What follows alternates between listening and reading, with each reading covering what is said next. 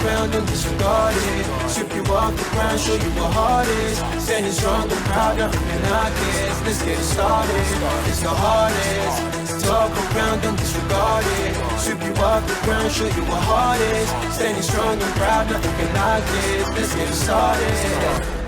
Yeah, get your boots ready. We're about to go on a trip where we wrestle, nobody settling or calling it quits. You're here for the grit, betcha this stuff is amazing. You're stumbling? Welcome to the bump in the apron. Step into it, the hardest part of the ring. Here to bring fun, yeah, in this art he is king. It's the best thing, making sure you don't tap out. Don't go soft with the hardest podcast out. And it's not just another one, it's clear.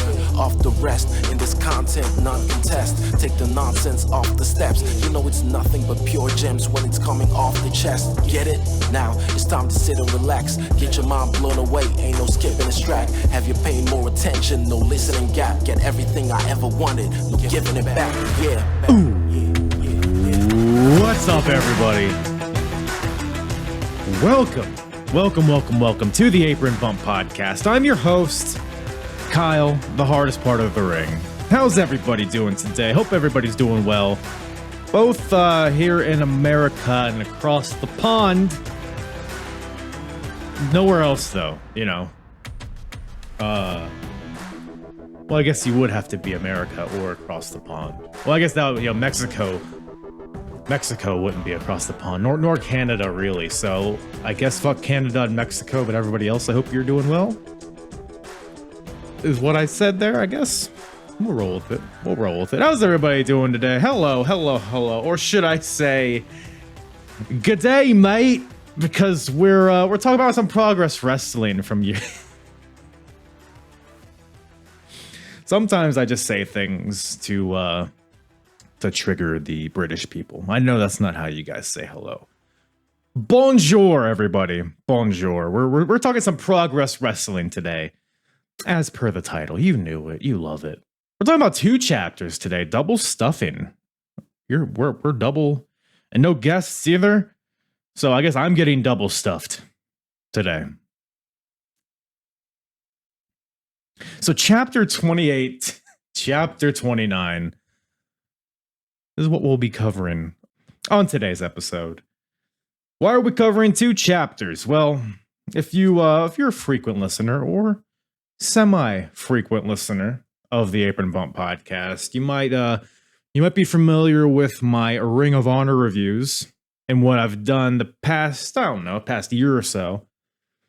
As if for Ring of Honor, if they had more than one show in a month, we would just cover all those shows in the month and kind of take a more macro look at it, take a more general, a little bit of a different format, just kind of taking more of a general look, talking about the key bullet points, talking about threads that occurred through all the shows during that month.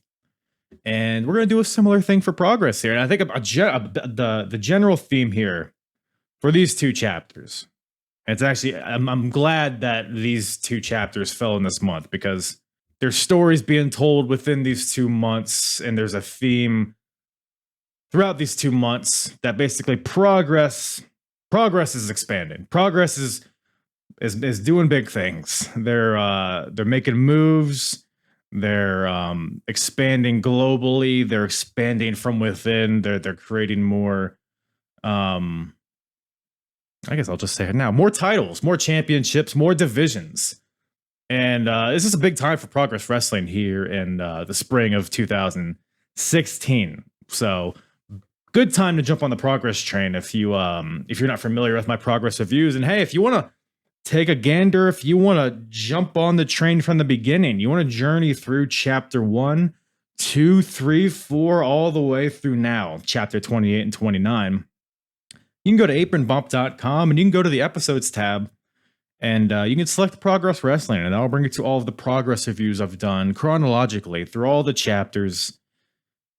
Binge away, because if you're not familiar, this is my first time watching Progress. You're gonna hear my recap and review as a first time viewer, and you're gonna hear me figure some things out. And we're gonna talk about some stuff that how my mindset has evolved over time in terms of Progress. But check out those episodes. I love me some Progress Wrestling, and from what I've because I don't really know what happens after this, but from what I've heard from Progress aficionados, this is probably the best era of Progress. Now, whether that's true or not remains to be seen. That's why we're on the train throughout all these chapters. But check it out. Check this out. You already hit play, so thanks for that. But yeah, so chapter 28 occurring on April 10th, 2016, and we got chapter 29 occurring on April 24th. So just a few weeks in between these shows. The first show from Manchester, the second show from London. But lots of things tie in between these two shows, which we will get into. Like I said, new championships being introduced, new divisions being introduced, collaborations with WWE progressing. We got the Natural Progression Series finals occurring during this month that we'll cover. Titles being defended at WrestleCon. So now the Progress Championship is now a World Championship. Not to mention, we got a lot of debuts during this month. We got tournament matches. Lots going on. And we will get into it. But first, we got to, unfortunately, kind of start this on a somber note. So I've talked about it in the podcast. A lot of you probably familiar. Most of you probably are, especially if you're in tune with the British wrestling scene. Chris Travis. So Chris Travis of Project Ego fame. So him and Martin Kirby were a team went by Project Ego. All around Europe, they were competing. Made a great tag team, really charismatic. But unfortunately, Chris Travis ended up getting stomach cancer around it was like late 2014. Ended up making a brief comeback. We covered it a few chapters ago. He had a match against Marty Scurll. But unfortunately, that was his last match because March 31st, 2016, unfortunately, Chris Travis passed away due to this cancer coming back. And so, like, look, it's tough to do this, the condolences thing, like, 7 years after the fact. And it's a unique situation because, so when I first started covering Progress, I try to stay dark about things that happen in the future. I don't want any spoilers. I don't want to know who goes where, who does what. I'm experiencing this for the first time. I want to kind of acknowledge it with clear eyes, with first time eyes. So the first few chapters, right? Project Ego was a very prominent part of Progress.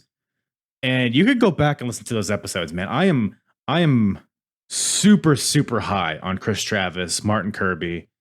I'm talking about how charismatic they are, how talented they are, how they got like this. I even think I say something along the lines in those first few chapters along like, man, these guys are the future. Like, I'm wondering why they haven't been signed to WWE or AEW. Like, I'm having all these thoughts right in the beginning, and I think it's around like my chapter 11 review that I learned that Chris Travis ended up passing away in 2016. But I didn't know that. So the first 10 chapters, I don't know that Chris Travis died. So you can hear because we unfortunately, like as a society, we tend to kind of maybe exaggerate the talent of certain, not just wrestling, just anybody, any like musicians, athletes, whatever it is, right? We tend to speak with rose-colored glasses. Is that how you use that phrase? When people die, it's like, oh, they were the best at this. They were so great. But I'm speaking with 100% honest perspective because I didn't know he died, and I'm speaking of Chris Travis. So all of that to say is Chris Travis, super, super talented guy, especially in stuff like, in addition to the Progress reviews that I've been covering, I also have been watching Rev Pro. I've been watching OTT, which I don't know if Chris Travis ever was there. But Rev Pro, him and Martin Kirby were super prominent there. Because in Progress, they were almost more so like a comedy act. They had a few serious matches, but for the most part, they were kind of the lighthearted tag team in Progress. But Rev Pro recently, I've been watching some of their stuff, and they are, dude, the matches they had with the London Riots, the Hunter brothers with Zack Sabre Jr., Marty Scurll. It opened my eyes to the ability in ring of Project Ego, and Chris Travis in particular, just so charismatic, just pops off the screen. Obviously, never met him. I don't know. I'm not going to pretend like I know his personality, but in terms of what has come out afterwards, it seems like he was a solid dude, a really bright spot in professional wrestling. So rest in peace, Chris Travis, is what I'm saying here. It's like I said, it's weird to give condolences 7 years after the fact, but it just man. I mean, when he passed, there was an outpouring. Like Drew McIntyre, MVP, Chris Masters, X-Pac. I think even Cody Rhodes and Tommaso Ciampa, they started a charity campaign. They basically created a T-shirt, and then all the 100% of the proceeds went to Cavendish Cancer Care. I believe I'm pronouncing that right. So, but just those names, right? That the outpouring of love and support for Chris Travis, that just goes to show the impact he had on wrestling. So. Super sad. I mean, the show chapter 28 starts out with his music playing. They got the pink hue over the arena, because that was, Chris Travis was known for wearing the pink and black. So that's kind of how we get underway. Kind of like I said, kind of a somber note, unfortunately, but just wanted to give show my love for Chris Travis, because I was a huge fan of his work. And I strongly recommend you go back and check out some of his matches. Him and Martin Kirby were a special tag team, man. And that definitely it left a void in the tag title scene in British wrestling. But we'll go on to see. We'll talk about some tag teams in these upcoming chapters that will attempt to fill that void. But with that, we got happier things to talk about.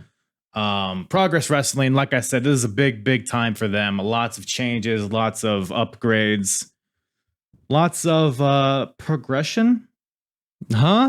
Who's with me? Company's name Progress. So I'll just lay out what we're going to talk about today. We're going to talk about the debuts. We're going to talk about some debuts. We're going to talk about WWE Cruiserweight Classic qualifiers occurring on these chapters. We're going to talk about the Atlas Championship, a new title they're introducing. We're going to see some tournament matches on these chapters. We're going to hear about the introduction of the Progress Women's Championship and some of the build towards that. We got the Natural Progression Series finals occurring. We got Damon Moser versus Jesus. We got the tag team titles being defended. We got the Origin, the tag team champions in action. They got they defend the titles. And there's some other extracurriculars going on there, but we got the tag team title scene having a lot of moving parts there. And we also, of course, got the Progress World title to talk about. We got a new challenger appearing here to challenge Marty Scurll, but we will get into that later in the podcast. But let's start out in terms of, I brought up Project Ego and the void that they left, allowing an opportunity for certain teams to step up. And we got a special team here. I don't know if you've heard of them. We got Mustache Mountain debuting on Chapter 28, the team of Tyler Bate and Trent Seven. So we've seen Tyler Bate in the past. He was a part of the Natural Progression series. But Trent Seven making his Progress debut here. And that team is taking on the Dunn brothers. Damian Dunn and Pete Dunn. Now, we got a lot to talk about with Pete Dunn, but British strong style fully represented in this opening tag match here. So it should be said that Pete Dunn hasn't been in Progress, hasn't appeared since Chapter 15, which I didn't realize it had been that long, which it's got to be, 2 years or something? But he was a very, very different person last time he was in Progress. He was the Dynamite Pete Dunn, I believe was his nickname. He had like the long tights, he had the short hair.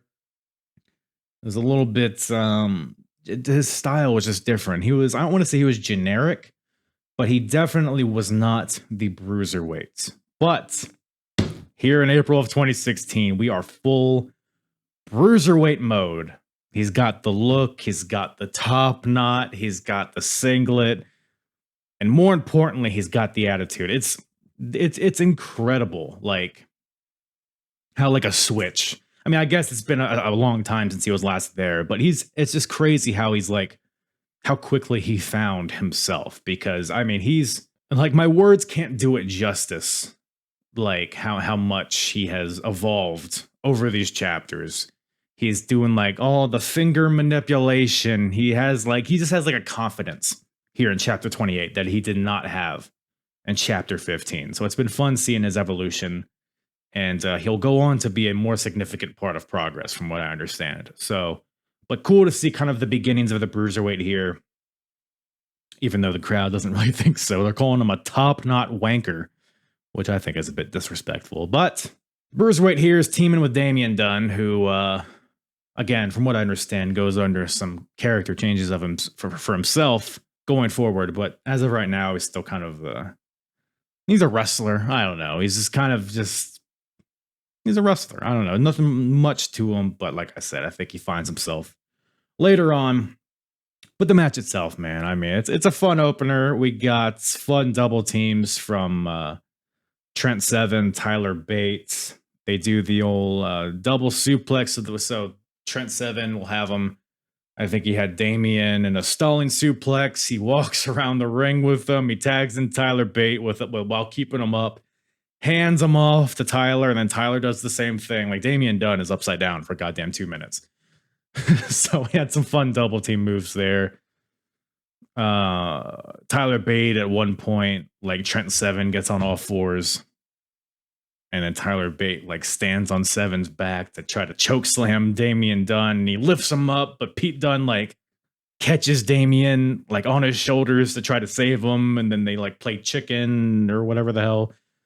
And then Trent chops Damian and forces him to poison Rana. Pete Dunne. It's probably very confusing how I'm describing it, but it was just a sick double team. Trent Seven, plus watching Trent Seven here, man, it's very clear that he was influenced by Samoa Joe, because all like the suplexes and the heavy strikes he's throwing, super talented dude. Very young here. That's a common thing. Like Tyler Bate, Trent Seven, Pete Dunne all look super young here. And ultimately Pete Dunne hits Trent Seven with the bitter end for the win, which again, I don't even think that was his finisher last we saw him. So the Dunn brothers get the win here in a fun match. You know, you have everybody kind of getting their shine towards the end. Everybody's like throwing out their finishers. Trent Seven hits like a spinning pile driver onto Pete Dunne. You have Tyler Bate doing the airplane spin. Damian Dunn doing the Avada Kedavra, I think it's called. It's like a springboard codebreaker of sorts. But Pete Dunne gets the win here ultimately. And it's just a really good introduction to Mustache Mountain, I thought here. The crowd was really into them.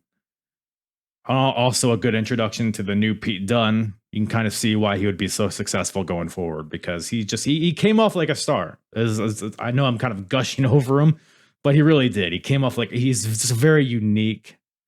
The confidence was most striking to me. Like the new moves, the new aesthetic, that's one thing. He clearly had like a sense of confidence that I know. I've been watching a little bit of OTT, and he's very big over there. So maybe that was the catalyst for that change. But whatever it is, we got bruiserweight here, and that's what Daddy likes. So outside of that, a lot of the stuff we're going to talk about, it's very tournament heavy, very championship heavy. But a big thing for Progress here. So we got the Cruiserweight Classic about to kick off in WWE, and first of all, if you haven't watched the Cruiserweight Classic, you need to go back and watch it, because if we're talking about like just pure in-ring, that's probably the best tournament WWE has ever done. Like the international talent, the just the breadth and depth of talent that they had in that tournament was amazing. And the theme of that was they had, countries, different countries were represented. I don't know if it was 2 for each country or what, but they were pulling from different countries, from different independents all over the world. And England is included here. So Progress is going to produce 2 competitors for the Cruiserweight Classic. Now, if you've already seen the Cruiserweight Classic, you know who it is, but we're going to talk about how these guys qualified here and some pretty good matches here. So it was funny. So in between these matches, you have Jim Smallman, who is the co-owner of Progress at this point. He's also the ring announcer. So, so these Cruiserweight Classic matches are going to be released by WWE. I can't remember if it's like on the network or on their website, whatever the case may be. WWE is going to be showcasing these matches here as provided by WWE. So Jim Smallman, and we've talked about it on the podcast, but if you've ever watched Progress, you're very aware of this. The Progress crowd, right? And some guests have not enjoyed their chants, but they can be a bit salty, perhaps would be the word for it. Lots of let's just say there's a few more cunts thrown out by the Progress crowd than, say, a WWE crowd. So Jim Smallman is just a funny, like, you know what? I'm just gonna so here's Jim Smallman trying to figure out how to ask the crowd to not swear. Obviously, we're filming 2 WWE Global Cruiserweight Series matches today, okay? Now, it's very important. One of the main reasons we were chosen for these matches is because, you know, the atmosphere that you guys provide is absolutely amazing, and that's brilliant. However, how can I put this? I think we know what's coming. What's going to happen is, let me tell you what's going to happen with these matches. Our matches, and all of you lot, are going to end up on WWE.com, okay? That's very important. And it's tremendously important for the growth of our company and for the growth of British wrestling that the whole match can be used. So what I'm essentially saying is, maybe rein in use of the word cunt a little bit.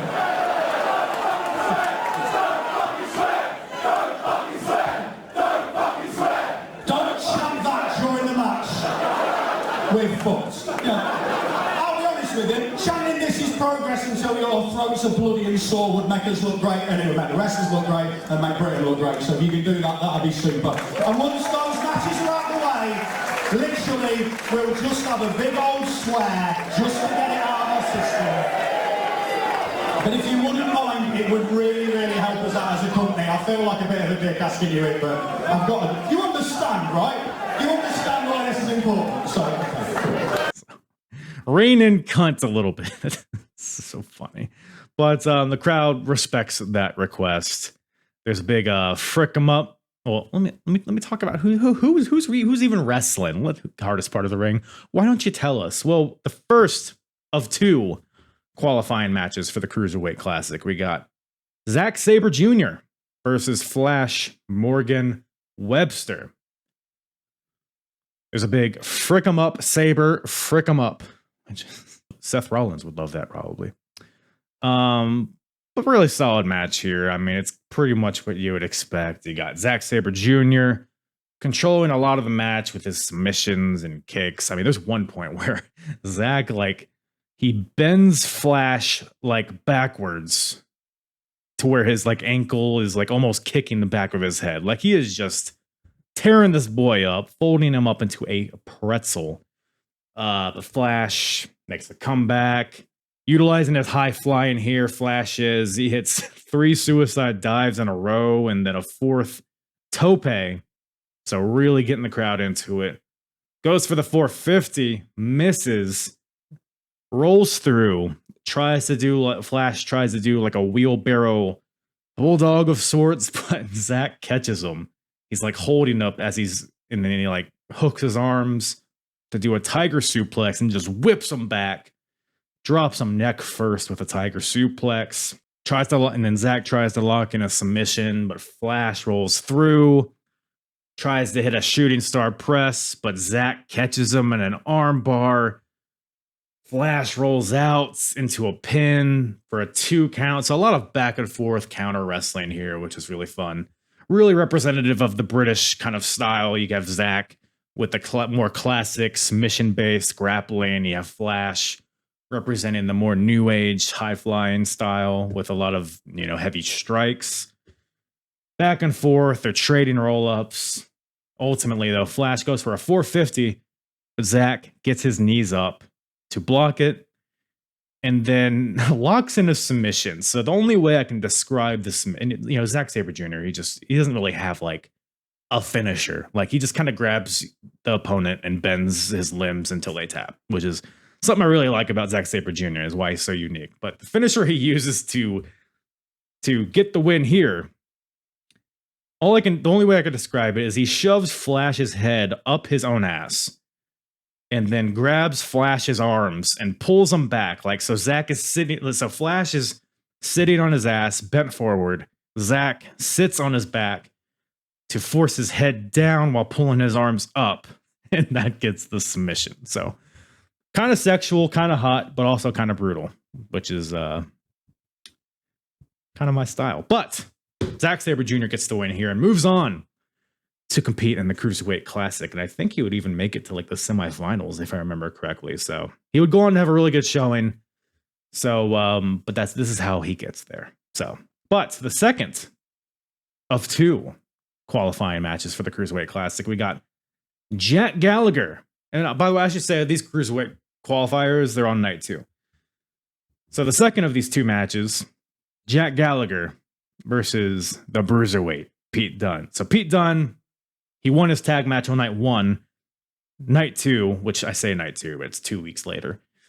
So Pete Dunne is back, and now he has an opportunity to qualify for this Cruiserweight Classic. Now you see Pete Dunne, he's a big part of that. He's on SmackDown every week as Butch, so you might be thinking, man, this is how Pete Dunne gets his introduction to WWE. Well, my good sir or madam, you would be wrong, because Jack Gallagher gets the win here in another fun match. I described this match as a fun struggle of a match. It wasn't, because these two, if you guys know Jack Gallagher and Pete Dunne, their styles, you can kind of ascertain how this goes. It's very like grapple heavy, a lot of submissions, a lot of manipulation of limbs and digits.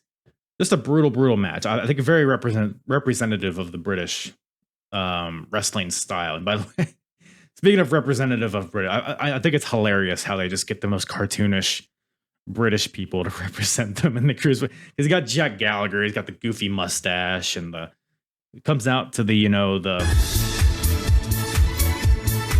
so it's like you got that guy, and you got Zack Sabre Jr. who comes out with a Union Jack jacket on. It's like, okay, I get it. You want your country represented. So, but they're talented guys, so I get it. But again, lots of heat for Pete Dunne is what I don't even think I mentioned it, which is just another thing about Pete Dunne here is that the crowd very responsive to him. I mean, Pete Dunne has figured out how to get heat from the crowd. On top of his style change, on top of his aesthetic and his charisma and how all of that has evolved, it's clearly resonating with the crowd, which I think might even be the most important thing. Again, I hate to harp on it. Just feels like a star, this Pete Dunne does. He just soaks in the crowd, like he's locking in submissions, but he's really taking his time. He'll be like standing on Jack's legs, about to put him in a surfboard, but he like really just like lets it breathe, like looks out into the crowd, just with this look of like, yeah, fuck you, mate. You know what I mean? Like, and he progresses to do some finger biting and gouging and all that stuff. So really good stuff from Pete Dunne here. Ultimately, Jack Gallagher goes for a corner drop kick, but Pete Dunne moves, rolls him up for a 2 count with his foot on the ropes. The ref sees him, and as Pete Dunne is bickering with the ref, Jack comes back and hits the corner drop kick for a 2 count. Thought that was going to be it, but Pete Dunne is able to kind of fight back, goes for a low blow he tries to kick Jack right in his Gallagher's, but his watermelons. Tries to kick Jack in the dick and balls, but Jack catches his foot, locks him in an Achilles lock for the quick tap out. So Jack gets the win. Looks good. Like I said, a fun struggle of a match. 2 just salty British folks here doing what they do best. So Jack Gallagher progresses to the Cruiserweight Classic, joins Zack Sabre Jr., and weird to think that Jack Gallagher would go on to have the more significant WWE career as of, recording this. Like, unless Zach goes to WWE at some point, which doesn't really seem like it. But so yeah, good stuff there. We got that happening. You know what else we got happening? We got some big tasty fuckers happening here. The Atlas Championship, everybody. A new title being introduced. Not the physical title, but we got the tournament to crown this first champion. The round robin tournament, very similar to the Field of Honor tournament that I've been covering for Ring of Honor. Pretty much the same thing. 2 blocks to 4 people. Round robin, they all face each other, and then I would assume the 2 winners of each block would face each other, and then whoever wins that becomes the new first ever Atlas champion. And if you're unfamiliar with the Atlas title, it is a 205 pounds and above championship. So it's, you can call it the big boy title, but 205 pounds, like, that's not, I don't know. Like I guess I don't know how it evolves over time if it does, but I feel like the weight limit should be more than 205. It should be like at least 250 in my opinion. But as of right now, it's 205. But in this tournament, we got some big boys represented here. So who do we got in this tournament? We got this tournament actually announced at the last chapter, but we got some tournament matches going on here, which we will cover. Well, let's lay out who's in this tournament. Why don't we? So we got Block A. We got T-Bone. We got Big Daddy Walter. We got Dave Mastiff. And a 4th guy, I believe it, Leaston Reese. I'm not sure who the 4th guy is. He wasn't on these chapters, and I had not heard of him. But that's, you guys listening, you might know. But if you don't, well, that makes 2 of us. So in Block B, we got Rampage Brown, Joe Coffey, Michael Dante, and Big Damo. So lots of beef in this match, and we got some matches to cover. The first of which, starting out strong, with old boy Big Daddy Walter, aka Gunther, taking on T-Bone here. Now, let's talk about T-Bone for a second. So, if you've watched NXT UK, you've seen T-Bone. I think he went by Tyson T-Bone in NXT UK, and he always had the tank top and the jeans. Like, it was very much a brawler, but he had a different vibe here. First of all, he comes out to Nigel McGuinness's Ring of Honor music, which is just sacrilege to me. Fucking in the Bushes, I believe it's called. But he comes out and he looks exactly like Tommy End. like a bit of a beef, like a less lean. He's not fat, but he's just a less lean version of Tommy End here. It was just because he had the tattoo. The tattoos looked very similar. The beard and the hair and the tights. I need to like throw up an image here or something because it was like jarring how much he looked like him. But Tyson T-Bone comes out. First progress match since chapter 9. So it's been quite a while since he's been in progress. And then Big Daddy Walter, who was in the super strong style 16 and has made a few appearances here and there. Him and Rampage broke the ring. Chapter 23, I believe it was. So awesome Haas fight here. Walter and T-Bone. You had all of the meat slapping with a hint of high flying. Like that's kind of a theme here throughout this Atlas Championship is these guys are making a point to show that they're not just lumbering big men. Like they're showing the high flying they can do, the agility. And you see that with these 2 guys. And you can really see Walter coming into his own here. I talked about it with Pete Dunne ad nauseum. You can say the same thing about Pete Dunne, because Pete Dunne or Walter in the chapters I've covered beforehand, he was very like a happy-go-lucky guy. Comes out in his hoodie and his boop-a-doop music. He still has the same goofy music, but he's kind of, you could see him evolving into the ring general here. He has like the black tights. He has his in-ring style is really. His in-ring style and his demeanor are really kind of coming together as far as like what he would end up being. Really stiff boots and chops from Walter, of course. But T-Bone also showed up, throwing out some big suplexes. He body slams Walter. Hits him with a fall away slam. T-Bone does. Hits Walter with a fall away slam, goes to the top and hits a frog splash for the win. So T-Bone actually gets the win here. I was very surprised.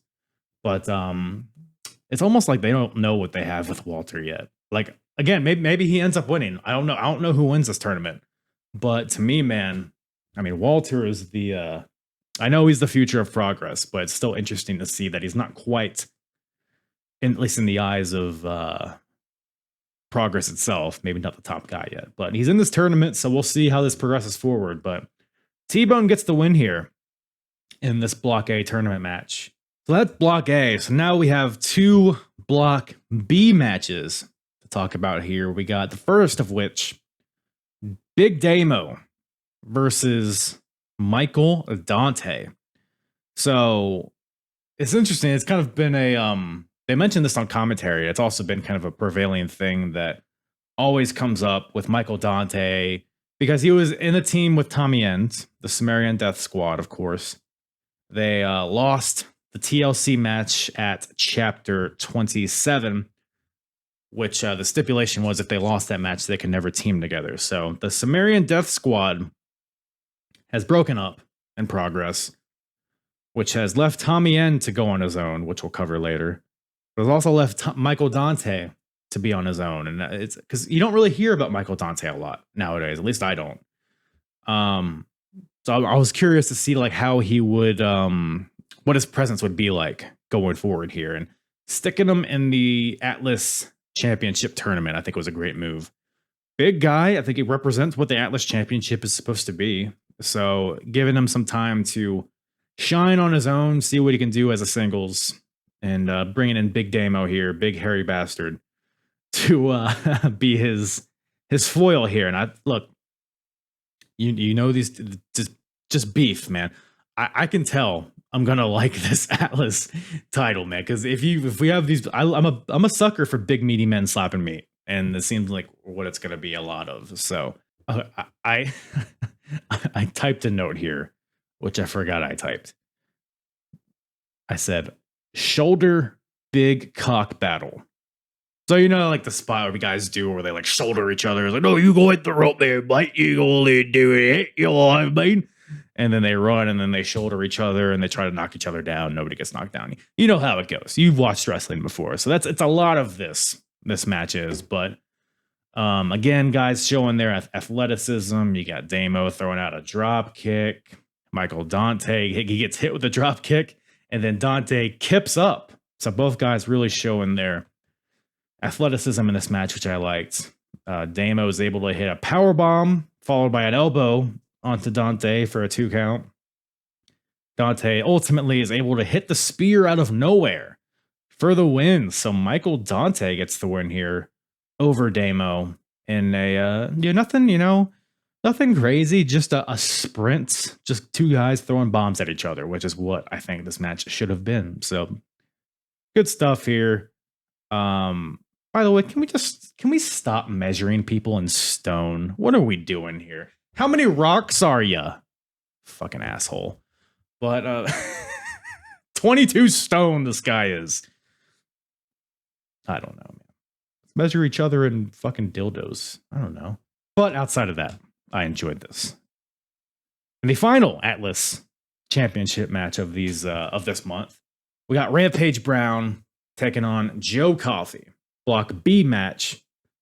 So these guys actually had a pretty fun rivalry in NXT UK towards the end of their run. So very kind of a similar match here from those matches. It's very like, again, like it's 2 big guys. You got guys throwing bombs at each other as per all of these Atlas matches. So it's similar in that sense, but this one, I will say this is the best Atlas match of this month for sure. It was, because at first you also got a lot of good chain wrestling in the beginning, because you've seen these other 2 matches and you're expecting like, oh, it's just gonna be another 2 bulls smacking each other in the tits kind of match, right? But they surprised me with some chain wrestling in the beginning. They trade some drop kicks, some pretty versatile stuff here in the beginning, and then they make their way to the outside And they do the spot where each guy's like on the opposite side of the ring, on the outside. They like walk to the side of the ring so that they're like on opposite sides of the ring, but like to the side of the ring. And they basically just sprint at each other and just a hell of a collision. And they fight. Coffee hits Rampage with a pounce, knocks him into the chairs at ringside.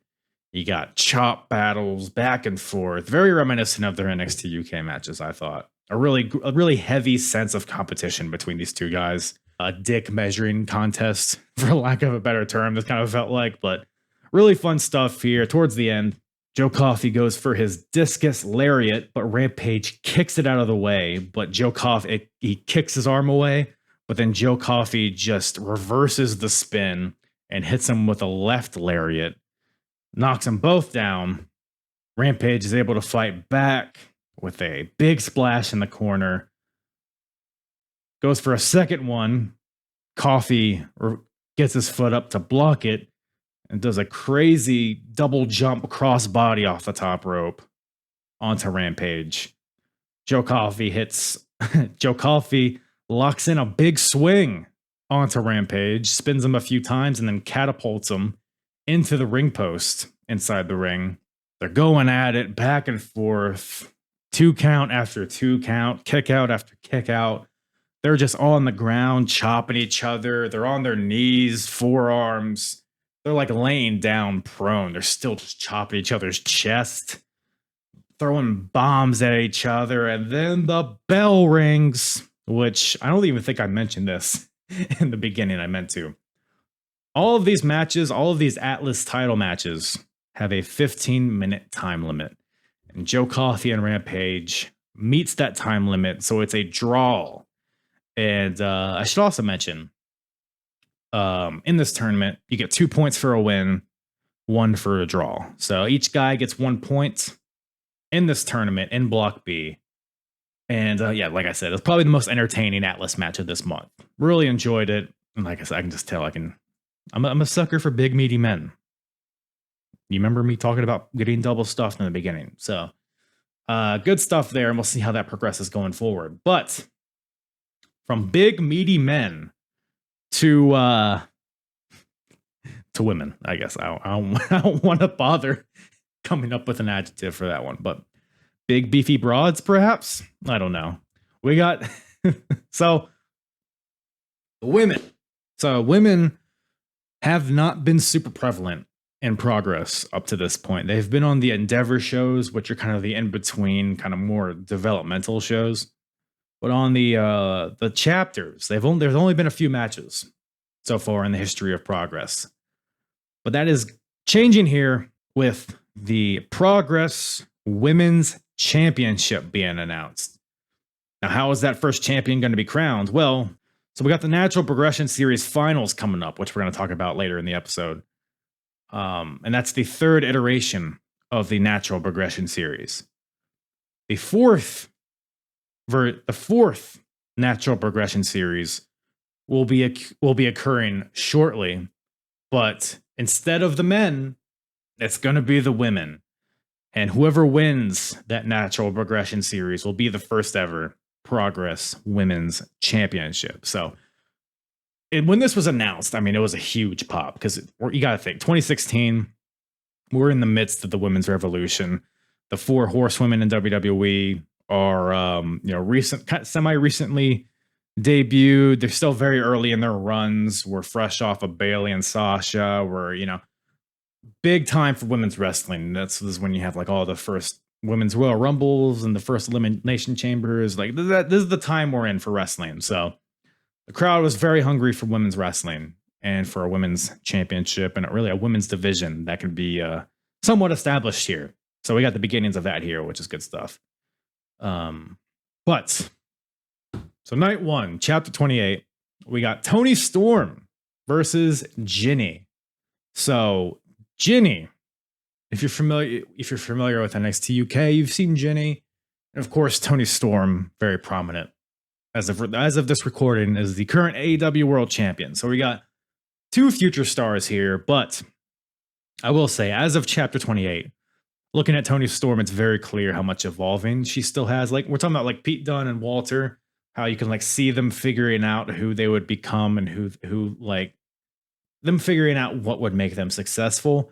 Tony Storm here now, while she's still solid, it's you can tell it's a very early iteration of Tony Storm. She is kind of, I don't want to call her generic, but she's almost like a female Tyler Bate, you know, with the cartoonishly big legs, the shitty little boots, kind of a similar style too in some ways. But Tony Storm still, it's a very early iteration of Tony Storm. But Jenny, Jenny is a star, dude. I don't know if Jenny is still wrestling, but god damn it, somebody needs to pick her up because she is great. I mean, look, here's the thing about Jenny. Now, if you're not familiar with Jenny, she's a fashionista, I guess you would say her character is. Very uppity, very snooty, has a personal assistant who is Elizabeth, which we'll touch on more here in a second. But Jenny's just great. Like the way she walks out with her nose up, it's like it's like what Charlotte tries to do. She's like a more organic version of Charlotte, in my opinion. Like she just comes off like a bitch. Like that's what it is. You know what I mean? And she just does it really well, really commits to the character 100%, especially in Progress, which is a more adult oriented kind of company. She's like getting in the face of fans. She's throwing people's chairs. She's calling people cunts. Like it's great. I love Jenny. Very, very character heavy, but I think she's great for what it is. But the match itself is pretty good. I mean, Jenny is also interesting because like you might look at Tony Storm versus Jenny. You're like, oh, Tony Storm is a bigger star. But in 2016, that was not the case. Jenny was the top dog in Progress at this point. As far as what I've seen, because I'm not really in tune with the Endeavor. I haven't seen all the Endeavor shows, so maybe there's some context I'm missing from. But from what I've seen, Jenny is far and away the biggest star in terms of the women, as for what Progress has at this point. So, and that's kind of represented in this match. And Jenny kind of just dominates for most of this match. I mean, just kicking the shit out of Tony Storm. And she tells her personal assistant, Elizabeth, to hand her a trash bag. And it's like a trash bag that has like armholes cut in it. So Jenny takes this trash bag, puts it over Tony Storm. It's like armholes and a head hole. So basically Tony is wearing like a trash bag dress. Like that. That's how much she's just getting her ass kicked. Like she can't defend it. Tony has this trash bag over her. Jenny's smearing lipstick all over Tony's face. Really demeaning stuff, which was quite entertaining as far as I'm concerned. But Tony makes a comeback, fights out of it. It's a funny moment where she like hulks out of the bag. She tears it like Hulk Hogan, rips the bag off. Hip attack in the corner. By the way, Tony Storm at this point is her nickname is Astonishing. The Astonishing Tony Storm. Her big, stupid, fat ass is her character, and I love it. Some things never change. But Tony comes back, goes to the top rope, but Elizabeth interrupts, and Jenny is able to hit the facelift for the win, which is like a rope-hung facebuster of sorts. Jenny gets the win here, but Jenny is not done. She wants to further humiliate Tony Storm, because I guess the trash bag and the lipstick smearing wasn't enough. Jenny tells Elizabeth to cut Tony's hair. She hands her some scissors, but Elizabeth doesn't want to do it. And that's kind of the theme here, is that Elizabeth has just been she's been treated very poorly by Jenny. Jenny's treating her like a slave, for lack of a better term, just abusing her. She tells Liz to cut her hair. Liz won't do it. Jenny gets in Elizabeth's face. She says, "I own you." She pie faces her. "Do it," she says. But Elizabeth shoves Jenny, shoves her into Tony Storm, who hits Jenny with a pile driver, and then gets the hell out of there. So Liz kind of pseudo turns on Ginny here, I guess. They've been together for a long time, from what I understand. So this is a big moment. It's been built up for a long time because Ginny, like I said, has been abusing Elizabeth for quite some time. And Ginny is none too pleased. She runs, she once she recovers from this pile driver, Liz and Tony are both gone at this point. She runs into the crowd. She's yelling at the fans. She's telling fans to get up out of their chairs, and she throws their chairs. There's one big dude ringside. She like gets in the face of. I don't know if it was a plant or what, but they were like about to come to blows. It seemed like. But yeah, Ginny's very unhinged at this point, which just adds on to the greatness of her character. She's just committing it to it. She just commits to it from start to finish. So love me some Ginny. And that brings us to night 2, chapter 29. Sticking with the women here, we got a tag team match. So this is a scenario where, so it's a tag team match, 2 people on each team. You know how it goes. So we got Pollyanna on one side, and we got Dahlia Black on the other side. So Pollyanna and Dahlia choose each other's partners, essentially. So they don't get to choose their own partners. They get to choose their opponents' partners. So Pollyanna, who by the way comes out, it's like a remix of the Game of Thrones theme song, and she has this big the throne with the swords on it. Very a lot of effort into Pollyanna here. She's I mean, her and Jenny are definitely the top 2. They had the street fight at chapter 19, I believe it was. So they're definitely the top 2 women in the division at this point. But you got Dahlia Black coming out. The South Pacific power couple, her and TK Cooper, they have sex during their entrance, which is something. So Dahlia Black, so she picks Ginny as the partner of Pollyanna. Now, I guess the logic here is that Ginny and Pollyanna hate each other, so if they're on the same team, there's no way they're going to coexist, and then they're going to self-destruct, I guess is the thinking there. Pollyanna, so now she has the opportunity to pick the partner for Dahlia Black. She picks Elizabeth.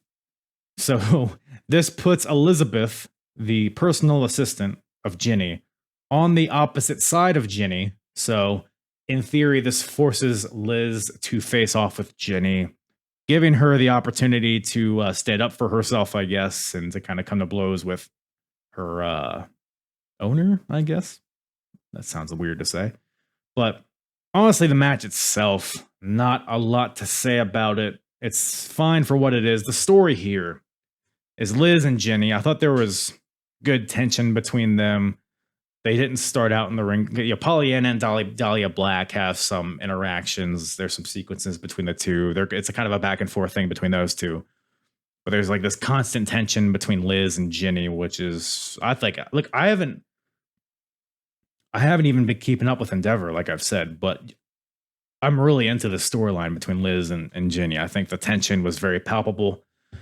And Liz ends up beating Ginny with a backstabber. So Ginny loses to her personal assistant, which is huge, especially with the upcoming tournament for the Progress Women's title. You got to think Liz is going to be in that.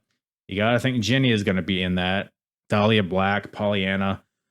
I'm sure both of them are going to be in it too, as well as Tony Storm probably. So this kind of ends with everybody just brawling with each other, but a good way to build up everybody for the upcoming tournament is basically the theme here. And then some good story between Liz and Ginny. So a fine match, but good tension between everybody involved. And yeah, good stuff there. Can't wait to see what happens with the old tournament ski. But speaking of tournaments, oh boy, the tournaments just keep on coming. We got a finals match for the Natural Progression Series tournament. Pastor William Ever versus Damon Moser. So the Natural Progression Series, if you're unfamiliar, it's generally newer wrestlers, new to the Progress audience. We got William Ever, who is, I think both these guys are actually out of the Progress Dojo or the Projo. It's like their performance center of sorts. So 2 newer guys to the scene here, although Pastor William Ever, I mean, we've been covering him. If you've been following my Progress reviews, he's been pretty prevalent for the past couple years now. But Damon Moser, former member of the Origin, too. So there's a lot of they both these guys have kind of been involved in Progress, but this is really their time to shine as singles guys. A solid match here. I mean, I wouldn't say this is match of the night or anything, but for two newer guys, I mean, I thought this was fun. It's kind of just a really kind of a sprint of a match, really. I mean, they're kind of just right out the gate. I mean, both these guys start out with European uppercut trading. You got Damon Moser busted out a coast to coast onto Jesus for a 2 count. William Evers throwing planches to the outside. Damon Moser comes back with a knee trembler for a 2 count. Goes for a second one, but Jesus reverses and hits a clothesline from heaven for a 2 count. So they're like throwing out their finishers. Can't finish the other guy off. Jesus goes for the cross powerbomb. Moser counters it into a roll up for a 2 count. Moser hits the knee trembler once again, but Jesus rebounds off the rope as he falls backwards and hits a second clothesline from heaven for the win. So Jesus, Pastor William Ever, is the winner of the Natural Progression Series, and he will get a Progress World Title match sometime in the future. But pretty fun match, fun finish. The ending sequence was pretty dramatic, I thought. The rest of the match was it was fine for what it was, but so Jesus wins, gets a little mic time after the match, and well, we got some things to work on, but crowd seemed to be into it, which is all that matters, I guess. So Jesus gets the win here. Jesus always wins, as far as I'm concerned. Am I right? Am I right? Or am I wrong, everybody? But after that, let's talk about the Progress tag team titles, shall we? So we got the Origin. We got who? We got who?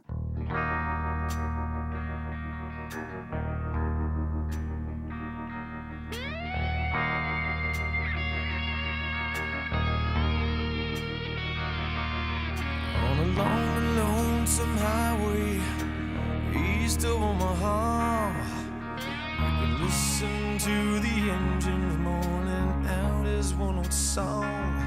You can think about the woman or the girl you knew the night before.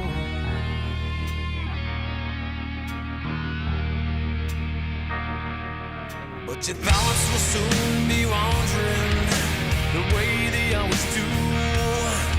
When you're riding 16 hours, there's nothing much to do, and you don't feel much like riding. You just wish the trip was through. So at chapter 28, the first night, we got a Progress tag team title, no disqualification match. The Origin, represented by El Ligero and Nathan Cruz, taking on FSU, the team of Eddie Dennis and Mark Andrews. So it's a street fight. I mean, FSU, they come out in like the camo shorts and the tank tops and lots of brawling on the outside, which, if you know me, like, I'm not the biggest, like, just brawling and chaos. Like, it is what it is. Like, I enjoyed it for what it is, but just a lot of nonsense happening. You got people getting thrown into chairs. You got the shields, aka the tag team titles. You got those being used as weapons. Nathan Cruz brings out a ladder at some point, which I'm like, oh shit, it's time for this match to go downhill. But luckily, nobody tried to climb the ladder, so they learned from the last chapter. Ladders get involved. People get thrown on the ladders that are set up in the corner. Mark Andrews doing stage dives onto these guys. That, you know, in the ring, there's guys having a chair sword fight. Chaos. Drawing pins, as you people in Europe like to call it. We know them as thumbtacks. But drawing pins get introduced. Ligero goes to tornado DDT Eddie Dennis into the drawing pins. Eddie counters, puts Ligero on the top rope. Mark Andrews hits a Frankensteiner onto Ligero off the top rope, sending him back first into the thumbtacks. Ligero is just a pincushion at this point. Nathan Cruz comes in. This made me laugh. So Nathan Cruz, he takes out Eddie Dennis. He takes out Mark Andrews. He sees the thumbtacks and he wants no part of them, this Nathan Cruz. So he starts kicking the thumbtacks out of the ring, which like the crowd is set like pretty close to the ring. So it's just sending thumbtacks into the crowd. It seems like, fuck them, I guess. They either like go cascading out of the ring, but for the most part, they're just like spread out all throughout the ring. So you can't like take a bump anywhere without landing into attacks now, thanks to Nathan Cruz. Again, more brawling. You got the ref takes a bump at some point. Oh yeah, because Nathan Cruz and Eddie Dennis, they're like brawling with each other. It's like they're like hockey fighting. Chris Roberts, the referee, tries to get involved for some reason. So Cruz and Dennis both send him into a chair that's set up in the corner. He's dead. Eddie Dennis hits Cruz with a Uranagi. Andrews hits him with a shooting star press. But there's no referee. So they just continue to kick the shit out of each other, I guess. What else are you going to do? Next stomp, driver onto the apron, onto Ligero. Eddie Dennis hits Ligero with a power bomb into the corner where a ladder is set up. Sends Ligero into the ladder. And then they hit Nathan Cruz with a next stomp driver. But this time off the ladder. They hit it. Go for the pin, but Ligero pulls the referee, sends the referee into the post, which felt very unnecessary. And the Progress doesn't have lots of referees. They have like 2 or 3. So we're running out of referees at this point. Eddie Dennis goes to powerbomb Ligero into the ladder again, but Nathan Cruz back in, interrupts with a chair shot to the back. The Origin, they hit a concerto onto Mark Andrews. Some ref is back in, makes the pin, 2 count. So pretty good drama here at the end. More chair shots. They're just pissed. It's very similar. It was reminiscent to like the WrestleMania 17 main event where Steve Austin is like, God damn it. He's like jamming the chair into the guy's neck and back. And very similar kind of finish here. And then they hit a tombstone pile driver. Nathan Cruz hits it onto Mark Andrews, onto the chair for the win. So the Origin retains their Progress Championship, Tag Team Championship. Like I said, kind of all over the place, even the way I describe it. It's like a lot going on. But I don't know, it felt like a fight. And that's really all you can ask for a street fight. I mean, it was as advertised. So it was fine for what it was. But the Origin gets the win, which is all that matters. But that brings us to chapter 29. Sticking with the tag team division here. We got FSU and the Origin, they're back. But this time it's an 8-man tag team match. So we got the Origin, which of course is represented by Nathan Cruz, El Ligero, Dave Mastiff, and Zach Gibson, taking on the team of FSU and the London Riots, which they've had their wars, I believe, early on in Progress. So it was funny to see them teaming up with each other. It was especially funny to see like the London Riots like tapping their toes to FSU's theme song, trying to be menacing and badass, but there's like, oh, let's start a party. So FSU and the London Riots are out. Then Nathan Cruz and El Ligero come out, and they say that Dave Mastiff and Zach Gibson couldn't make it, unfortunately. Airline troubles or what have you. Nathan Cruz calls Eddie Dennis a wonky twat. So which is apparently that was the straw that broke the camel's back for Eddie Dennis. So Eddie leaves the ring, charges the stage by himself. I don't know why nobody else followed him. He gets on the stage, and then that goddamn Dave Mastiff, he is there. They bamboozled us. Attacks him from the side. Mastiff hits like a Finley roll onto Eddie Dennis on the stage, crushes Eddie Dennis to the point where medical has to come out, and they bring Eddie Dennis to the back. So he's essentially eliminated for the time being. And then you got Mark Andrews and the London Riots are still in the ring. I don't know why they didn't bother helping Eddie Dennis, but in the ring, they're in the ring. Then you got Zach Gibson, who was also there apparently, with a cricket bat. Hits James Davis in the back of the knee with this cricket bat. And then Medical takes James Davis to the back as well. So now it's all of a sudden the 4-on-2 split has switched. So you got all 4 Origin guys beating up on Mark Andrews and Rob Lynch. And by the way, commentary also adds this caveat to the whole situation. If the Origin wins this match, then all 4 of them get entered into the Super Strong Style 16 tournament that's going to occur at the next chapter. So that tournament's returning, but if they win, all 4 of them get entered into it. So big stakes there. And on the other side, if FSU or the London Riots win, whoever makes the pin, that tag team becomes the #1 contenders for the Progress title. So those are the stakes here, ultimately, though. So, of course, the Origin has the numbers game. They beat on Mark Andrews for a bit, but Andrews makes the hot tag to Rob Lynch, who just clears house, hits a belly-to-belly onto Dave Mastiff, which was really impressive. But ultimately, the Origin, they get the advantage. Each of the 4 guys takes turns hitting their big moves on the Rob Lynch. Then James Davis makes his way back to the ring to try to even the odds. Ends up suplexing Nathan Cruz off the top rope onto a pile of bodies on the outside. Eddie Dennis is back. He's out there like a house of fire. Dude, Eddie Dennis is one of the strongest motherfuckers I've ever seen in my life. He takes Dave Mastiff, which is a big, beefy boy. Eddie Dennis picks up Dave Mastiff and hits a spinning side slam from like a dead stop with ease, it seemed like. Super impressive. FSU helps clear house. They do a double dive to the outside. And then the London Riots in the ring. I think it's James Davis throws up Nathan Cruz, and then Rob Lynch comes in with a spear out of midair for the win. So the London Riots get the win here. So that makes them the #1 contenders for the tag team titles. So I guess we'll see them versus the Origin here coming up soon. But fun match. It seems like the tag division seems like it's just a lot of. It seems like it's like these 3 teams. It seems like it's been these 3 teams for like a year or 2. You know what I mean? So we need some.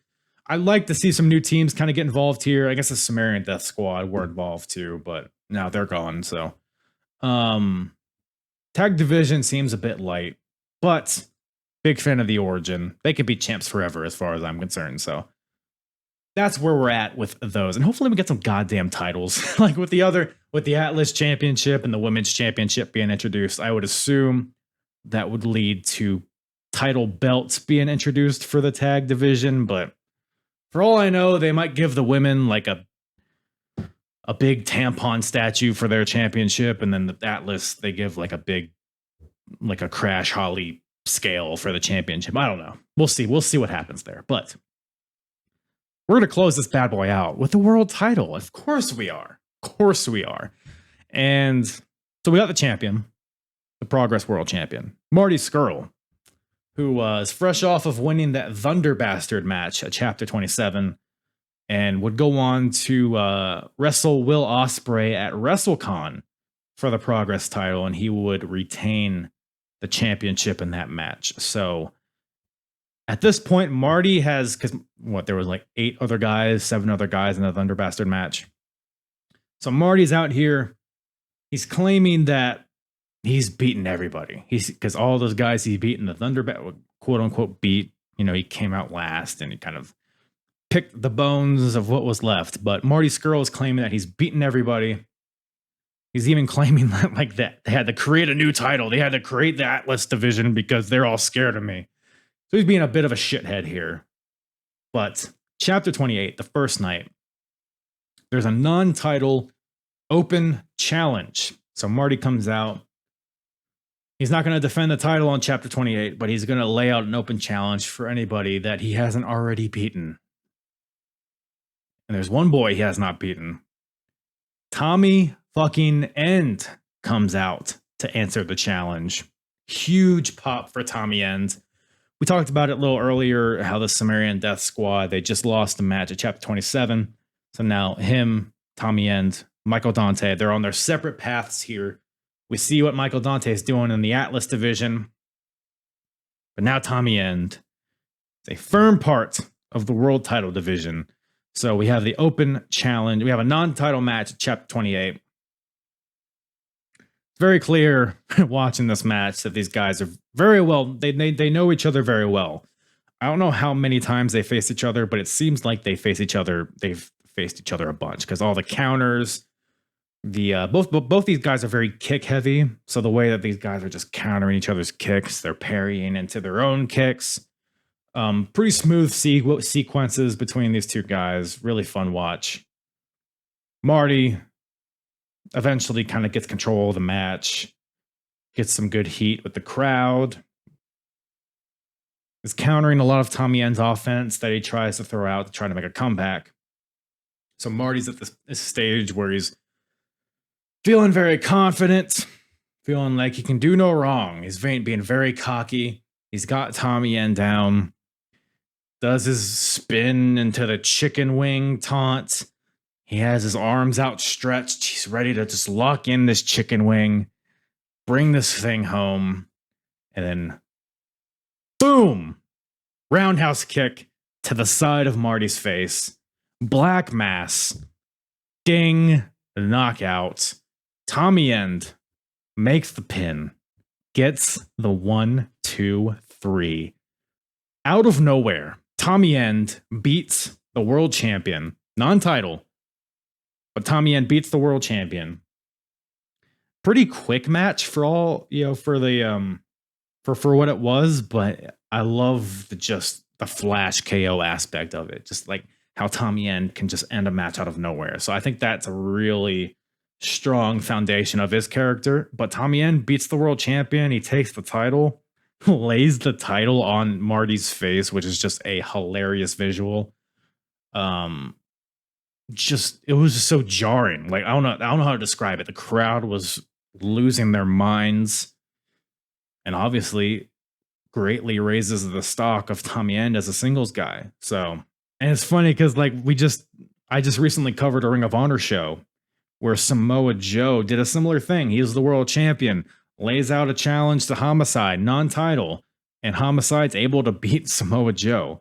So it's funny how like 13 years of separation, wrestling still is kind of the same in that sense. But that brings us to Chapter 29. So this time we have a rematch between these guys, Marty Scurll and Tommy End. But this time, the Progress title is on the line. So Marty's pissed, or of course he is, right? He was embarrassed. He gets on the mic, he says he's gonna knock Tommy the fuck out. Does he accomplish that?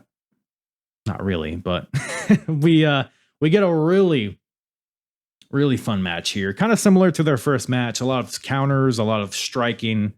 Tommy End really, it was very prominent how he was using the Muay Thai. So if you're not familiar, Muay Thai is basically kickboxing, but with 8 limbs. So you got the 2 legs, 2 arms, 2 elbows, 2 knees. And he's just really, really versatile offense from Tommy End here. Marty Scurll is desperate for the chicken wing.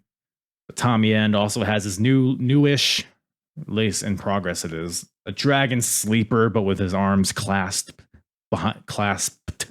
behind his back, which is pretty sick. We get a spot where Marty, he's kind of starting to get the advantage a little bit. He does his chicken wing chant, or his chicken wing taunt. Tommy End goes for that black mass again, but this time Scurll is wiser to it, so is able to duck out of the way and is able to hit Tommy End with a Tower of London out of the corner for a 2 counts. Just throwing kicks at the end, really stiff kicks from both guys. Great counters, great back and forth stuff, really good near falls.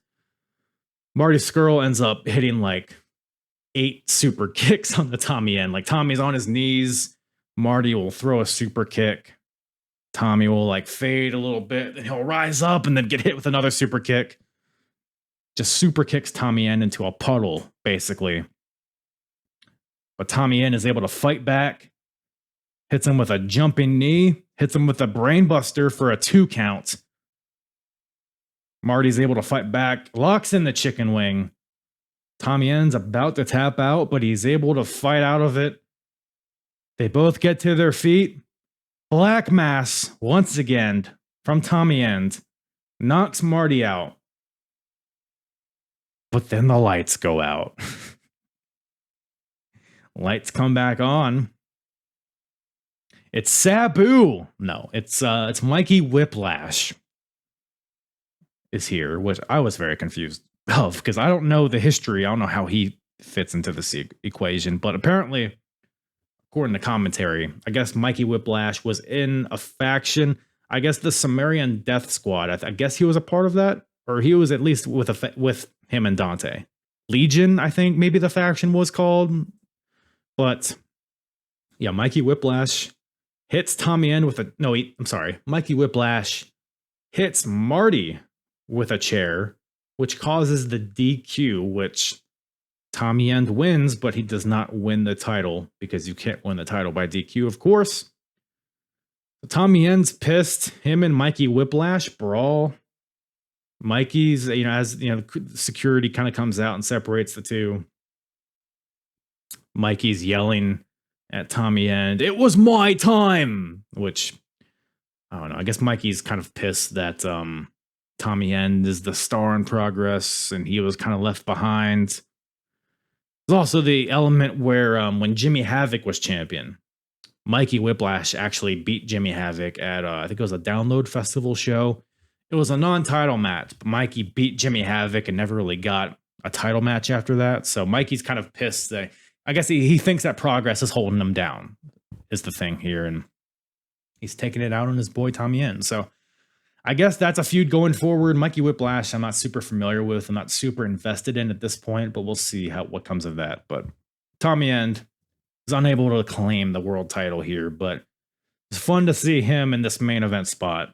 Glenn on commentary is just the other co-owner, Glenn Joseph. He's, "Oh, you ruined a good title match." So he's like getting out of his chair. He's getting in Mikey's face. "Get out of here, you cunt," or whatever he says. So, but yeah, that closes out chapter 29. I think that about does it. We got chapter 30 coming up. Big milestone show. It's actually the second iteration of the Super Strong Style 16 tournament, a tournament that's still going on to this day. So we got that coming up. We got Mark Haskins is in it.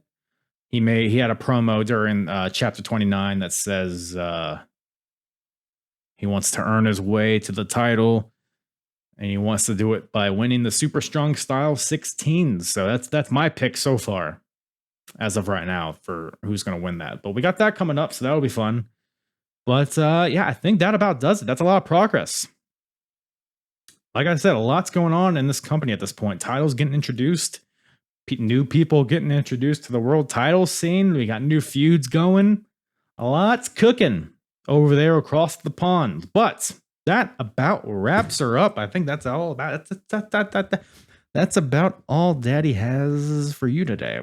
Thank you guys for listening. Make sure to follow at Apron Bump on all social medias: Twitter, Instagram, TikTok, Facebook, YouTube, Pornhub, all that stuff. What else? If you're watching on YouTube, give this bad boy a like, give me a subscribe, leave a comment. Hey, if you're listening on all the audio, if you're listening on the audio tubes, give this bad boy a 5-star rating. If it's out of 5, if it's out of 10, don't give me a 5-star rating, because that would be a very poor rating. Give me a good rating or review would be nice as well. All that stuff helps. And yeah. Whoo, doggy. It's a little hot in here. Virginia fucking sucks, man. I can feel the humidity from inside. It's making my balls very sweaty. But speaking of sweaty balls, I'm going to go powder my speed bag. Thank you guys so much for listening. I love you all. Big ol' smooches.